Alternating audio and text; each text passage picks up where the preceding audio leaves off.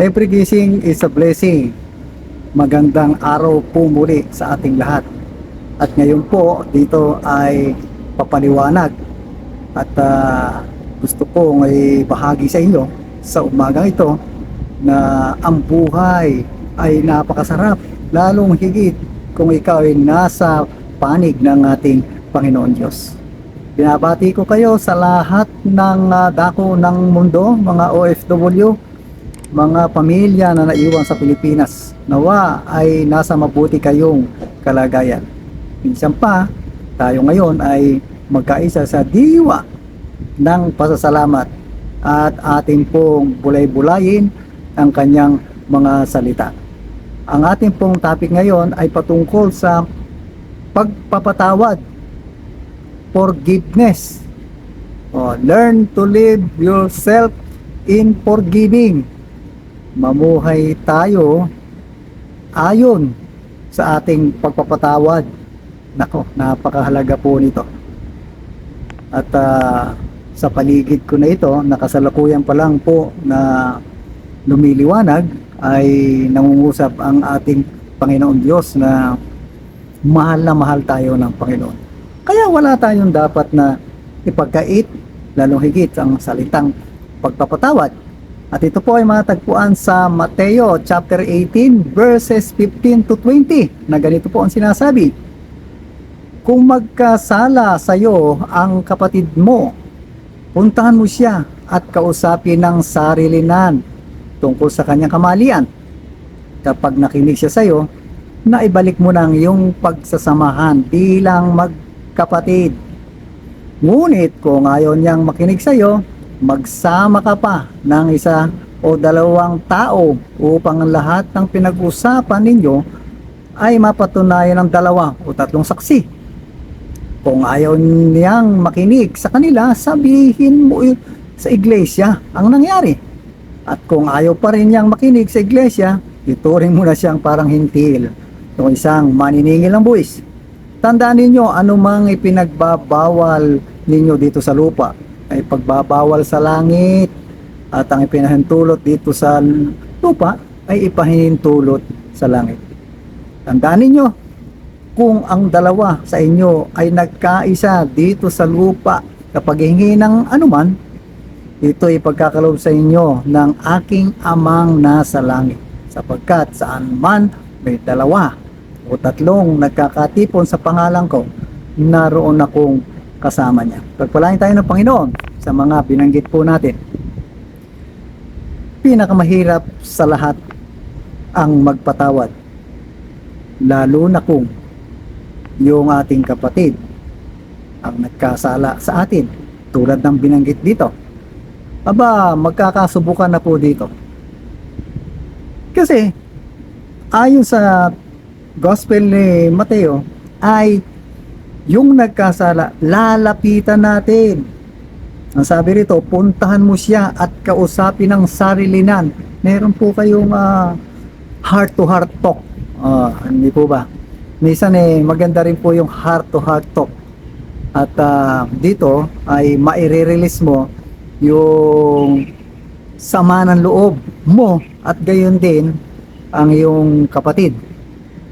So, ang binabanggit po ditong kapatid ay pwedeng biological o kaya spiritual, kapatid sa Panginoon. At bilang ikaw ay nakakilala at ikay lubos na nagtiwala sa Panginoon Diyos, kaya yung pride natin, ibababa natin to. Dahil ikaw ang lalapit Hindi po ba?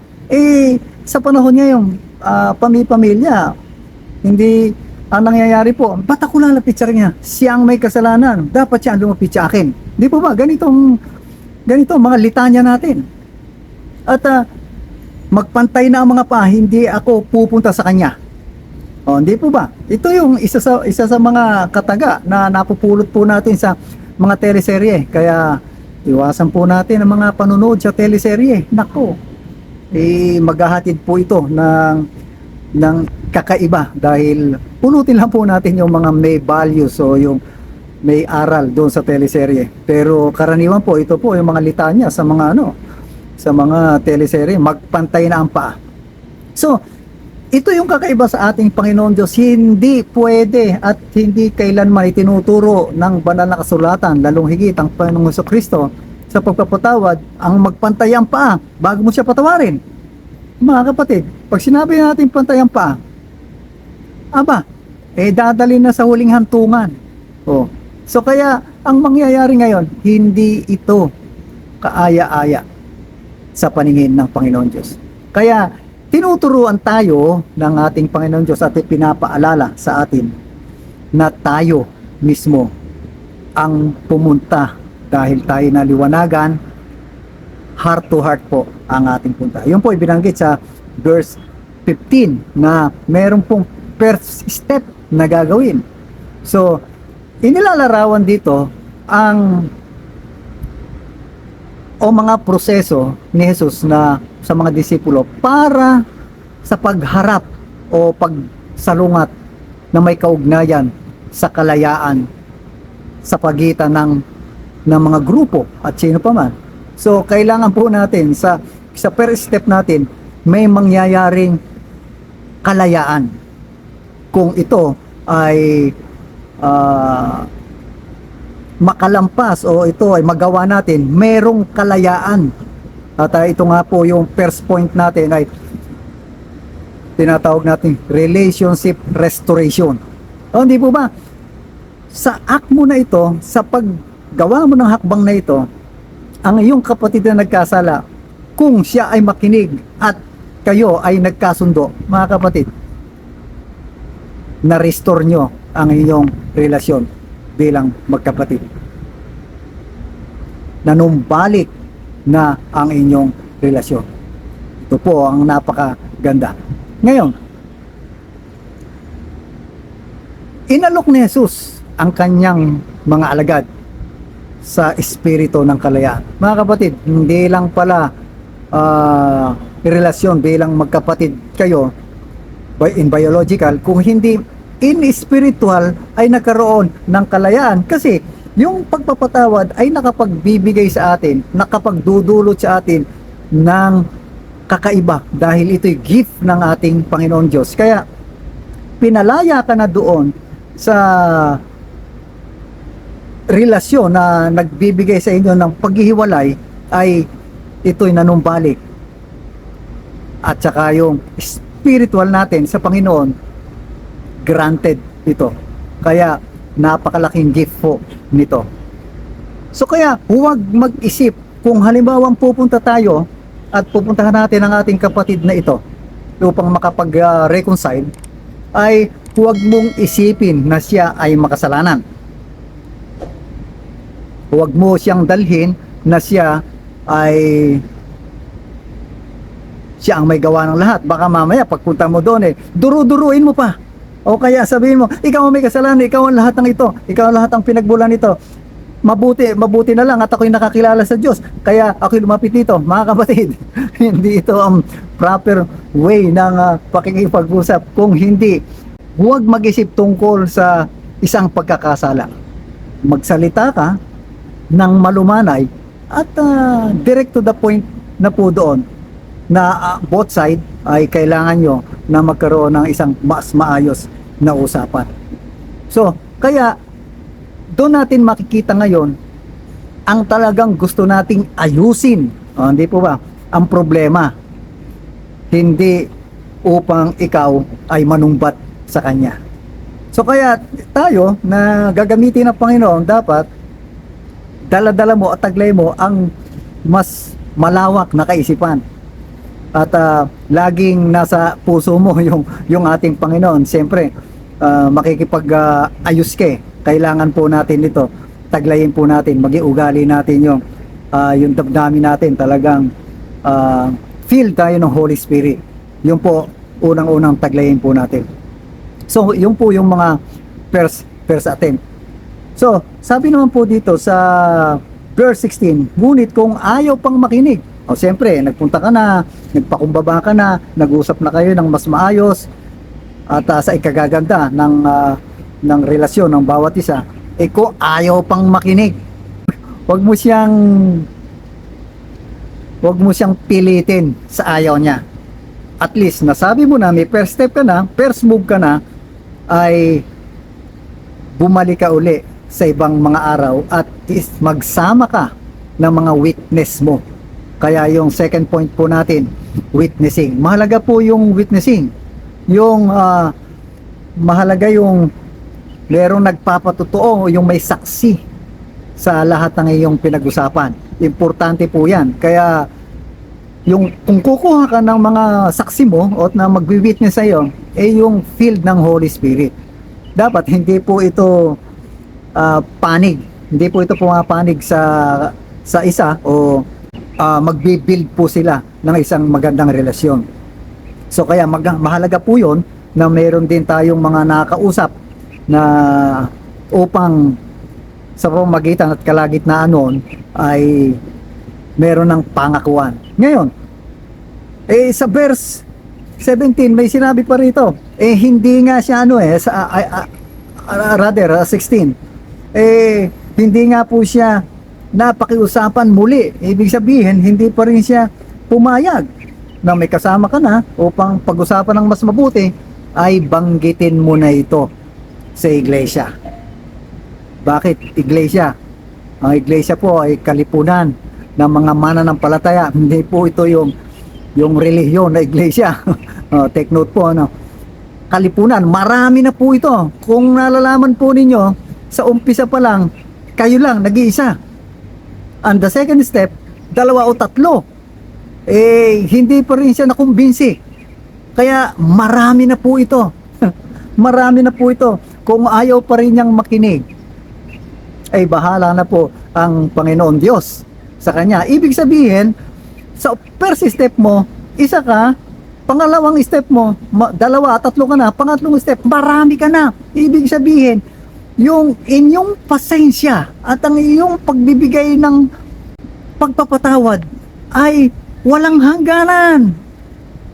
Kailangan taglay po natin ito. Hindi yung sa unang step pa lang ay sige na nga, bahala ka na sa buhay mo. Mga kapatid, ang katangian po ng nasa Panginoon Diyos ay hindi napapagod. Kailanman, hindi siya nanghihinawa sa paggawa ng mabuti. Lagi ipinapakita niya ang kabutihan dahil ang asal mo ay asal ng ating Panginoon Kristo. Kung tayo tatanungin at wala sa atin ng Panginoon Kristo, mga kapatid, sabi ko nga sa inyo, hindi naman natin pupuntahan yung may nagkasala sa atin eh. Di ba? Hihintayin natin siya lumapit. Pero dahil iba na tayo ngayon, ay wag nating hayaan na lumubog ang araw. Okay.